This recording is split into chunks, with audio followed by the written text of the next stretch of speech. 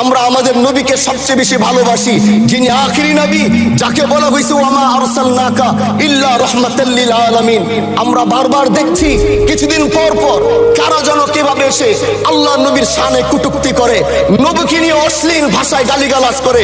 এই দেশের মানুষ নামাজ না পড়লেও যদি কেউ নবীকে কটূক্তি করে তার কলিজা ছিঁড়ে যায়, সে রাজপথে নেমে যায়। আমি বলবো যারা নবীকে কটূক্তি করে, নবীর নামে গালিগালাজ করে, এদের মৃত্যুদণ্ড এই আইনটাও যেন বাংলাদেশের এই সংসদ থেকে পাশ করা হয়। মাননীয় স্পিকার, এলাকায় বলেছিলাম যে আমরা ন্যায়ের পক্ষে কথা বলবো, ইনসাফের পক্ষে কথা বলবো। তখন অনেকে হাত ধরে বলেছিল, হামজালা ভাই জাতীয় সংসদে যখন যাবেন একটু বললেন হাদি হত্যার বিচারটা যেন হয়। ন্যায়ের পক্ষে কথা বলেছিল, ইনসাফের আওয়াজ দিয়েছিল। আমাদের মতোই যুবক মাননীয় স্পিকার, তিনি এই যে স্বপ্ন বলেছিল এক সুন্দর বাংলাদেশ করবার, রাস্তার ভিতরে সেই স্বপ্ন থামিয়ে দেওয়া হয়েছে। এই বিচার যদি না হয় তাহলে আমাদের মতো হামজালাদের নিরাপত্তাও রাস্তায় কেউ দিতে পারবে না মাননীয় স্পিকার।